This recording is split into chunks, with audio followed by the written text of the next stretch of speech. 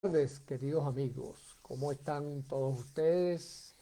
¿Cómo la están pasando en estos momentos tan interesantes que estamos viviendo en el mundo entero, ¿no?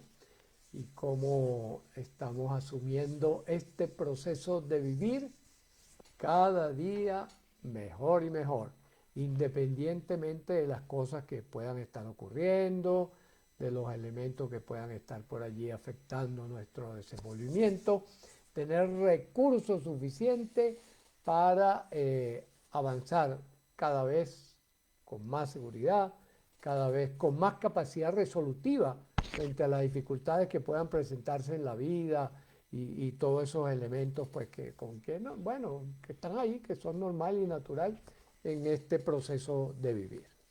Un saludo para todos los colegas que se están sumando a estas conversaciones, sobre todo en temas como el de hoy, donde vamos a considerar algunos aspectos muy vinculados a lo que es la actividad médica, a lo que es la actividad médica. Médica y psicológica también, en gran medida, ¿no? Bueno, siempre me gusta recordarles que este espacio es un espacio de conversación, es un espacio de reflexión. Y reflexión significa volver a pensar lo que pensé. ¿Mm? O sea, volver sobre lo mismo, pero desde otra perspectiva, desde una perspectiva enriquecida, desde una perspectiva más amplia, desde una perspectiva más completa y más compleja de lo que esté aconteciendo. Y esa es nuestra finalidad fundamental. Eh, ¿A punta de qué?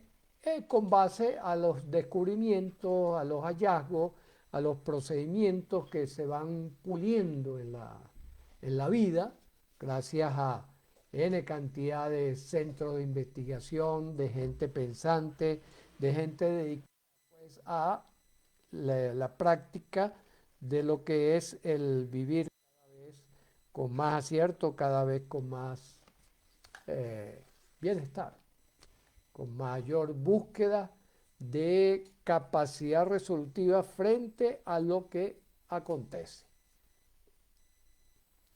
Ese es nuestro lema fundamental y nuestra misión fundamental en todo esto. ¿Mm?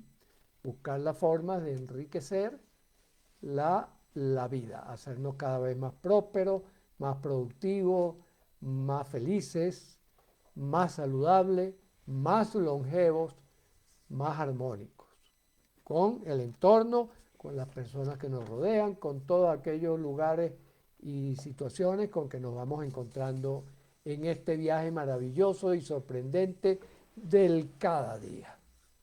Esa es la idea, esa es la misión de nuestro espacio. Hablemos claro.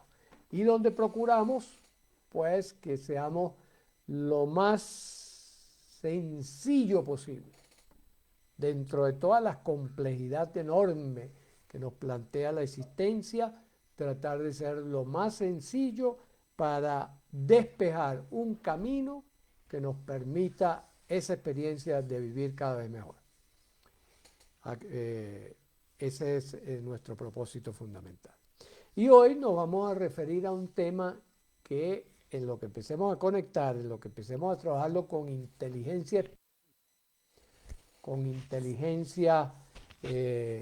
conectiva, colectiva, creativa y contextualizada, vamos a ver que nos permite una navegación bastante amplia con consecuencias para nuestra vida cotidiana. Me refiero específicamente a ese término que llaman placebo. Desde que yo estudiaba medicina, a mí me inquietaba mucho cuando se mencionaban dos términos en el curso de la carrera. El primer término era placebo y el segundo término eran efectos secundarios. Era como una manera de decir, bueno, ¿de qué me están hablando? Cuando un profesor, un maestro de esto, de los grandes maestros de la medicina, nos decía, bueno, no, ese es un efecto placebo. Yo decía, pero bueno, ¿eso qué significa desde el punto de vista vital?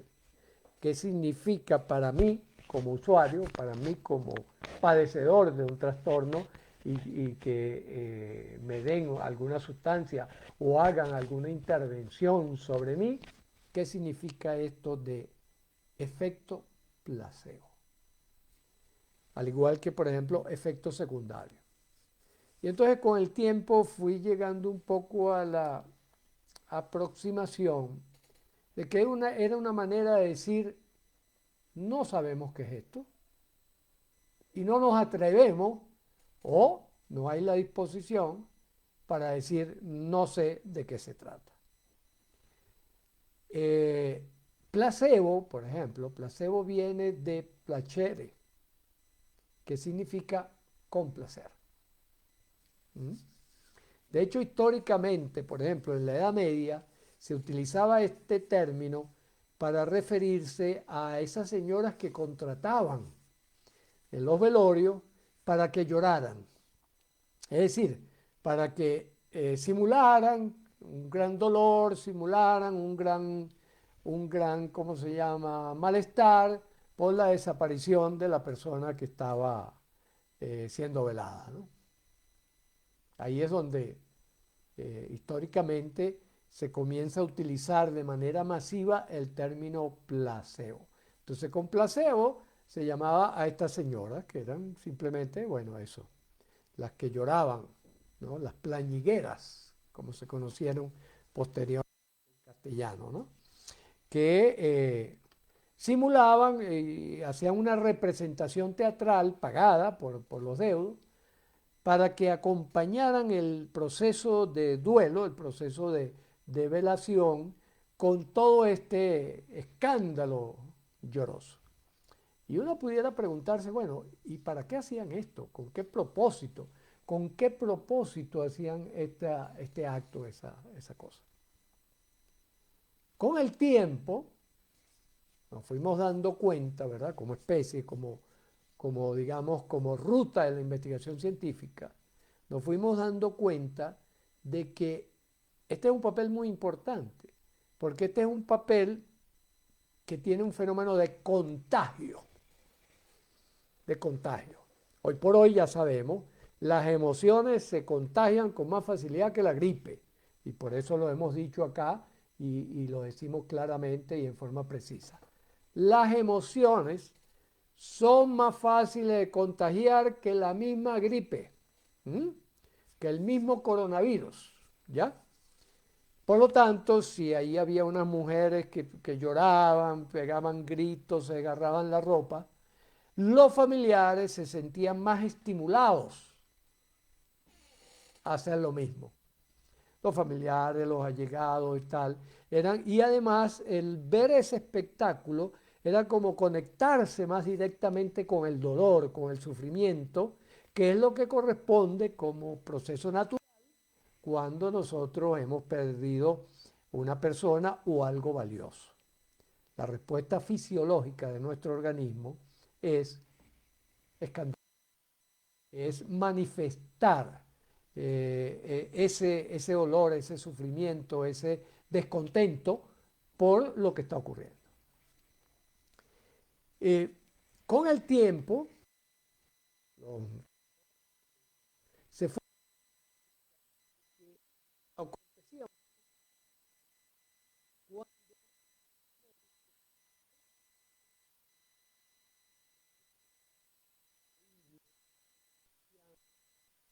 cercano, bueno, tómate esto, que esto te va a curar. Y mucha gente se curaba. Y así se hicieron listas enormes donde no se diferenciaba bien si era el producto o era la persona, la influencia, ese contagio de emociones, lo que facilitaba la recuperación del paciente. También ocurrían efectos contrarios, o sea, contrario. Es decir, si un médico de confianza y tal le decía al paciente, mire, usted tiene que cuidar porque lo próximo que va a tener es vómitos, en lo que se toma esta planta y la persona vomitaba. A eso,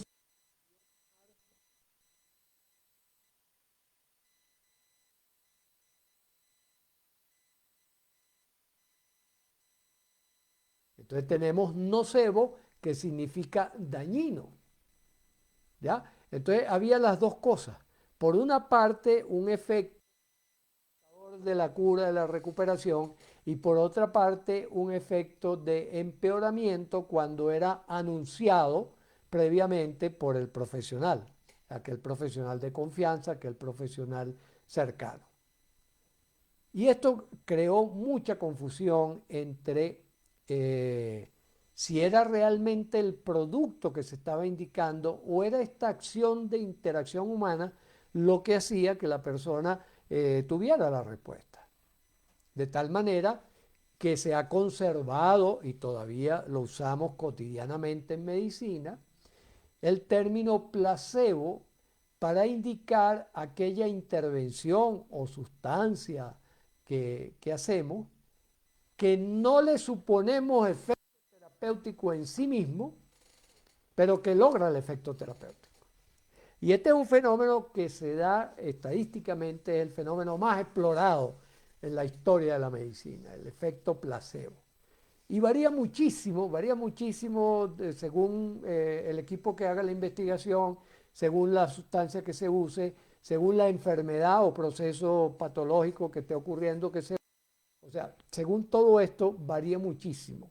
Sin embargo, en los últimos años, con todas las investigaciones que se vienen haciendo, esto tiende a estabilizarse alrededor de un 30 o 60% de los casos, dependiendo del tipo de problema de salud que está presente. ¿Mm? Natalia, bueno, bienvenida Natalia, me dice que hay problemas con su internet. Bueno, exacto, como ya tú sabes, esto queda colgado y por lo tanto eh, queda colgado en la, por lo tanto, Instagram, ya. Entonces, que va siendo un fenómeno mundo forma de terapia. A tal ejemplo, hoy en día, aquellos médicos occidentales, aquellos médicos convencionales, que son los que la tradición, ¿verdad?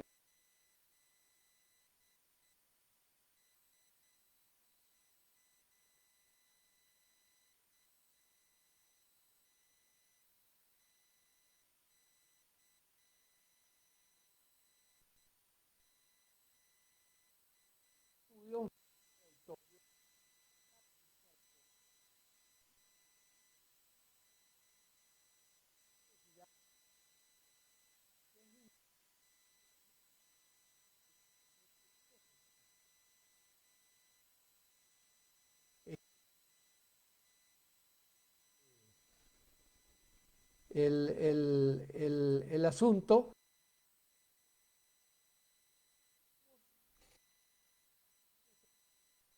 realizar investigación.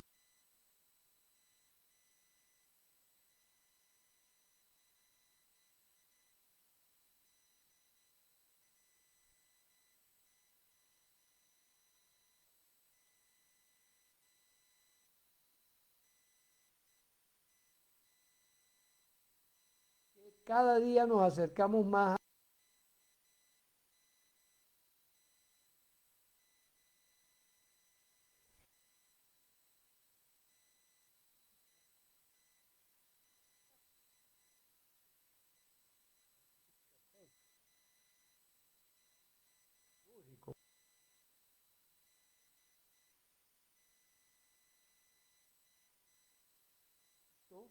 Resultado de una persona a otra.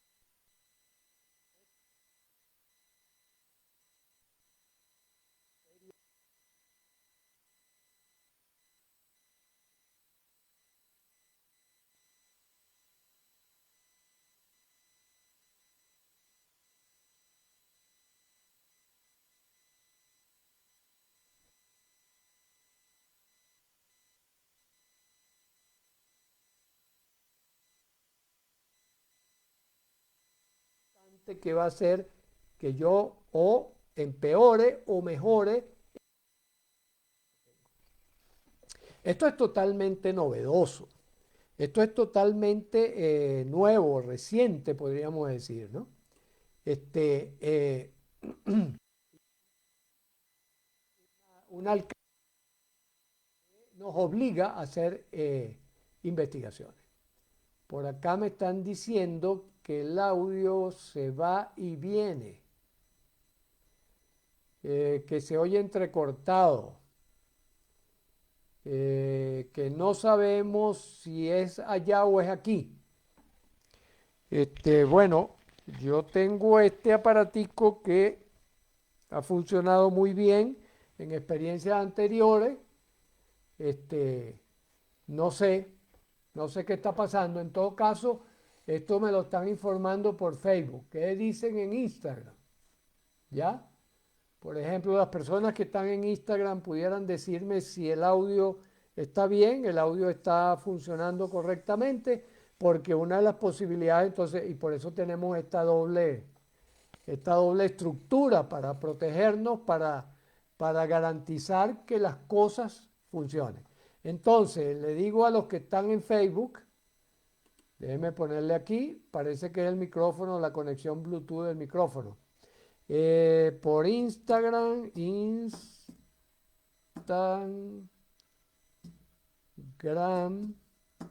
se oye bien. Ahí está, ¿ya? Entonces, bueno, ¿ya? Eh, Aprovecho de recordar que una de las herramientas fundamentales que nosotros tenemos en el neurocódex, en todo el desarrollo de neurocódex y la COD, etcétera, etcétera, ha sido el 4x4, herramienta que, bueno, ya he mencionado varias veces y creo que vale la pena que dediquemos un en vivo a ese. Pero que en esencia es que ante una dificultad, ante un obstáculo, ante un error, ante una equivocación, en lugar de estarnos lamentando, quejándonos, acusándonos, busquemos opciones de salida, ¿ya? Opciones de salida.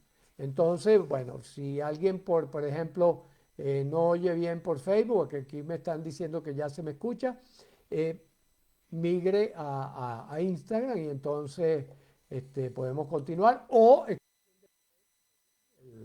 video me pueden comentarios, preguntas.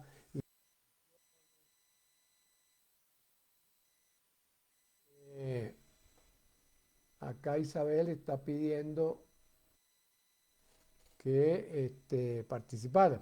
Ok. Bueno, fíjense, esto es el fenómeno histórico frente a ese fenómeno que llamábamos el placer. ¿Ah? Aquí alguien está intentando hablar. Bueno, ok, ya. Entonces, ante estas circunstancias, ¿verdad? Podemos revisar entonces, bueno, qué es lo que realmente está ocurriendo, qué es lo que realmente está pasando dentro de esta estructura donde hay un fenómeno evidentemente presente. Ese fenómeno evidente es el hecho de que tenemos recursos internos para solucionar muchos problemas que creíamos que no lo podíamos solucionar desde los recursos internos.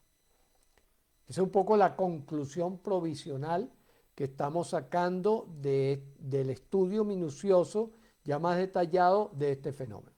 Fíjense que el fenómeno de placebo es tan universalmente trabajado que Richard Bandler y John Grinder, los creadores de la programación neurolingüística, en sus primeros movimientos, cuando empezaron a meter una lupa diferente, una lupa metodológica y epistemológica diferente en la psicología, intentaron registrar el placebo. Al reconocer que un poquito de talco O una pastilla que tenía, ¿cómo se llama? Sacarosa, una sustancia que se ha visto que no tiene mayores influencias sobre los distintos procesos patológicos que una persona pueda tener. Tiene un efecto entre un 30 y un 60% de efecto positivo. Ellos dijeron, bueno, vamos a meterlo en un frasco y lo patentamos como placebo y venderlo así. Esto es placebo y nosotros le garantizamos que es el producto que más se ha estudiado de todos los productos naturales y artificiales que andan por ahí y que le garantiza a usted una efectividad que varía en promedio entre el 30 y 60% de las veces. Por supuesto, la FDA les echó para atrás este intento de registrar el placebo. Se hubieran hecho multimillonarios. Bueno, se hicieron multimillonarios por otra vía. Pero lo cierto es que eso fue un primer intento que ellos dijeron, bueno, aquí tenemos el negocio del siglo, que es vender placebo. Si usted, si usted cree, si usted tiene entre el 30% de posibilidades de mejorarse, aquí estuvo la propuesta maravillosa. La propuesta maravillosa no era tanto que fuera bastante efectivo, porque bueno, muchos medicamentos tienen una efectividad superior a ese 30 o 60% de solución, ¿no? Pero por ejemplo, en estos momentos con el coronavirus hubiera sido realmente una explosión de mercado tremendísima, ¿no? Con toda seguridad. Eh, pero no prosperó por cuanto al no tener una sustancia activa se consideraba que era una acción fraudulenta, que por cierto es una de las discusiones éticas que todavía se plantea en el mundo de la medicina, ¿no? Y que las comisiones de ética de distintos lugares del mundo están trabajando de si es honesto o no es honesto, por ejemplo, que uno a un paciente le administre un placebo, ¿ya? Sabiendo que desde el punto de vista del poquito conocimiento que tenemos nosotros todavía acerca de los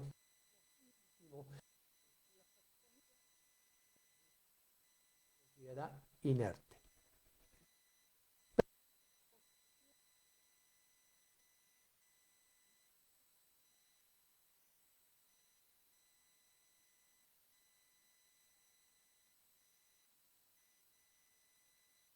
Persona deposite tanta en un asunto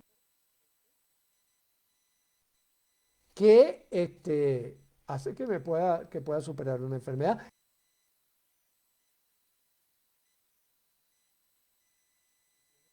La medicina alternativa, la psicoendocrinología, etcétera, etcétera, se han achacado a ese famoso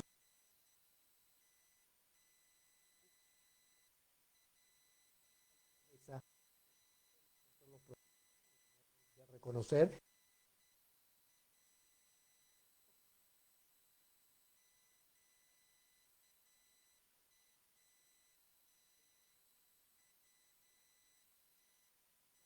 La íntima relación que hay en nuestra función toma de decisiones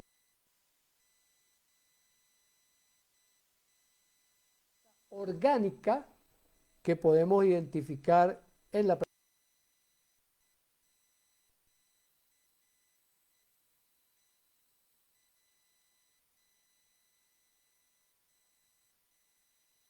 que hay una tremenda conexión, ¿verdad? Entre nuestra representación mental, que podríamos decir es el producto cuántico, holográfico, electromagnético,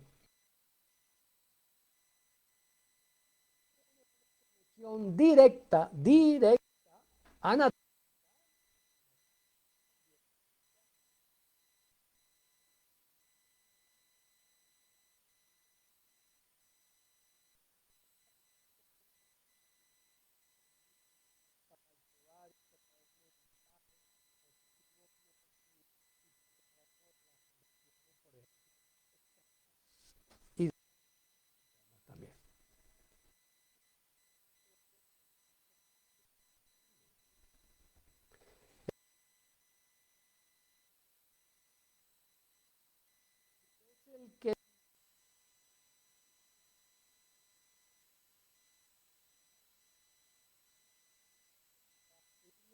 a un trabajo de construcción, un trabajo de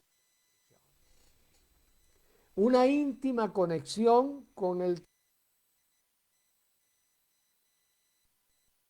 por donde circulan elementos químicos que sirven de mensajero a las células periféricas de nuestro cuerpo de si han de hacer labor constructiva o destructiva. Y además, una íntima conexión entre alma, espíritu, mente, etcétera, etcétera, y nuestro ADN o sitio bioquímico donde está codificada la toma de decisiones en nuestro organismo. Esto ya está establecido, tanto por vía microscópica como por vía de actividad funcional al seguir cuáles son las tomas de decisiones que va tomando nuestro organismo. De tal manera que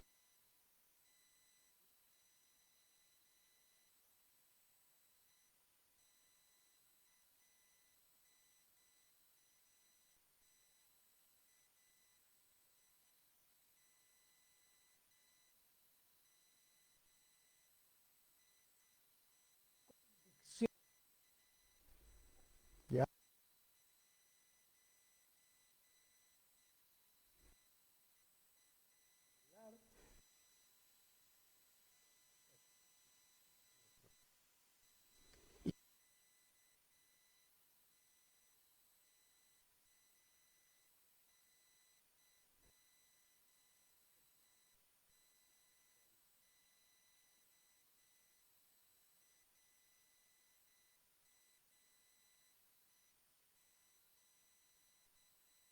no le pasa nada, no ocurre nada. ¿Ya? Entonces, en ese grupo humano, ¿cuál es la diferencia entre ese grupo humano y este grupo humano? En los estudios que intentan abrir categorías. Entonces, no se han encontrado factores muy diferenciadores.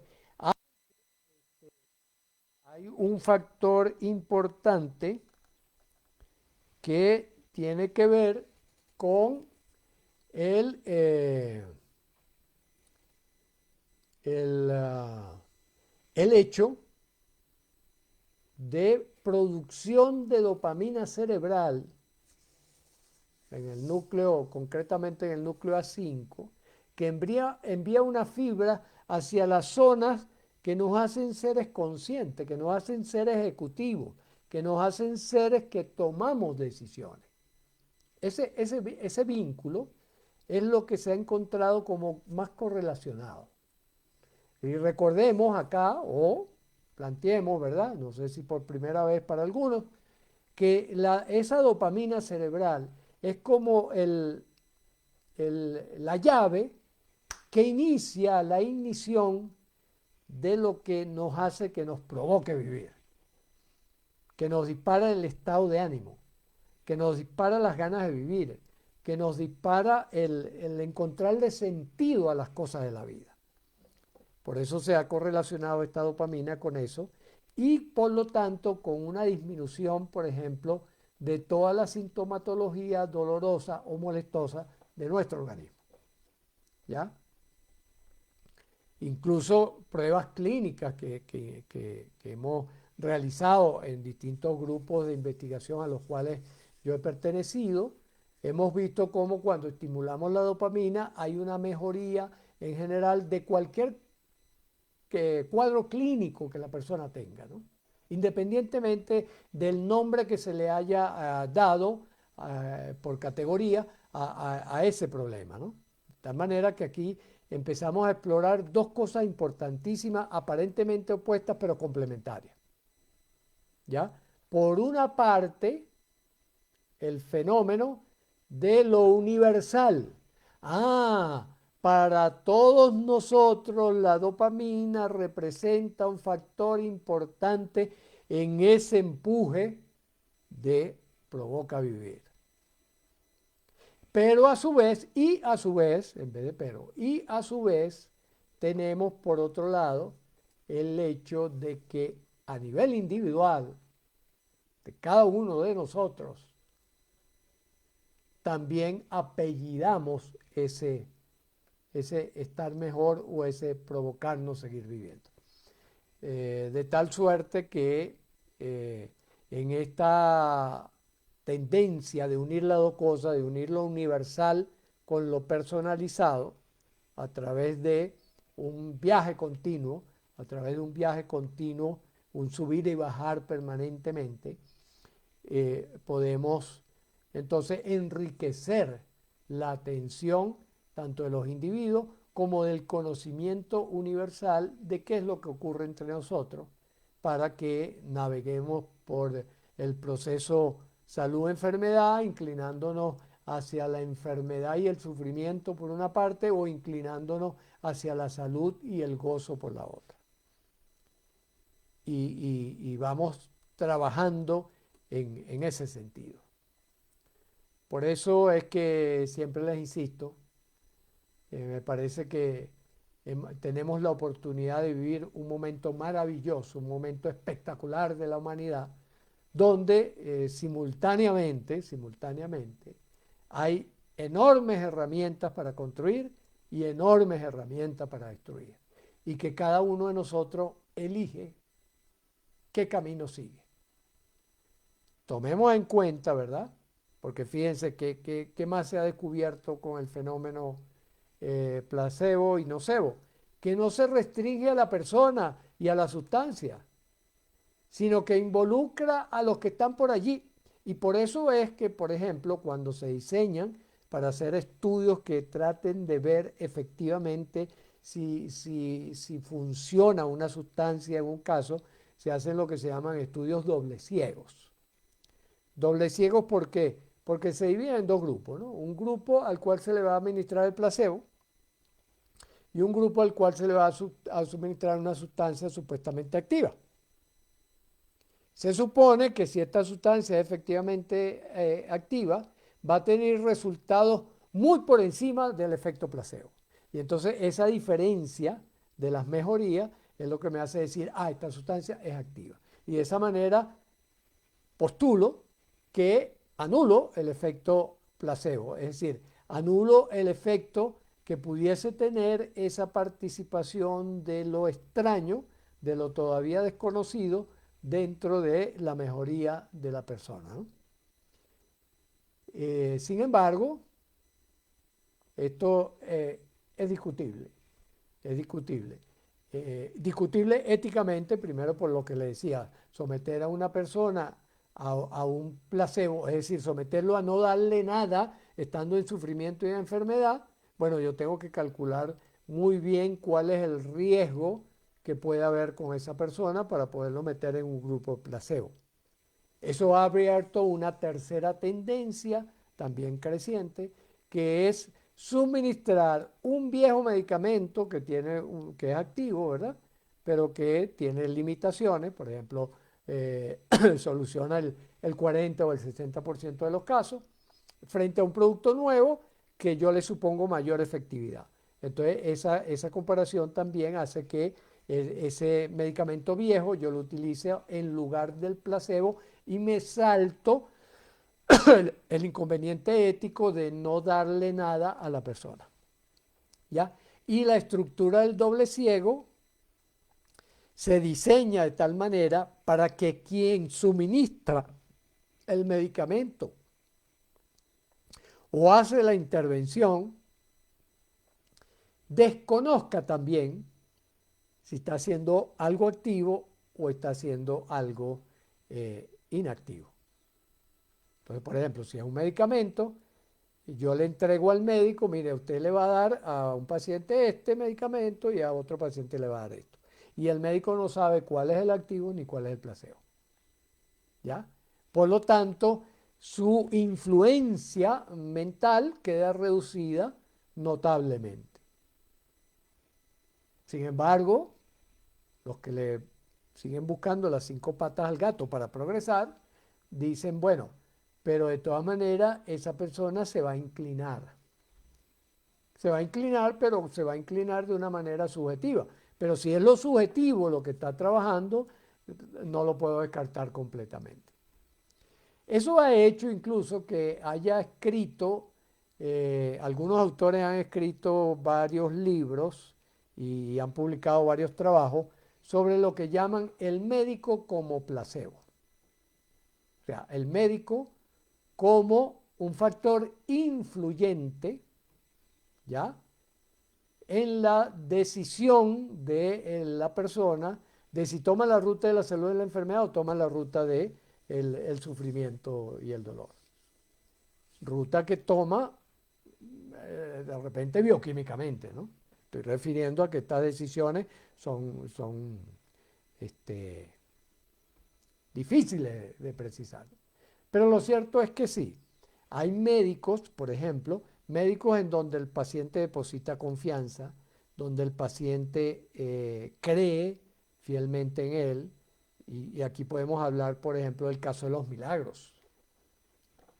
Doctor José Gregorio Hernández, ¿cómo se llama? Personas que le rezan a la Virgen, personas que creen, por ejemplo, en seres, en poderes extrasensoriales, todas esas cosas que también se ven ahí mejorías. Entonces, por eso abre todo un capítulo de investigación en pleno desarrollo acerca de esas capacidades que tenemos nosotros, que ya lo tenemos un poquito más despejado con el concepto de campos, de poder afectar el funcionamiento material a través del funcionamiento,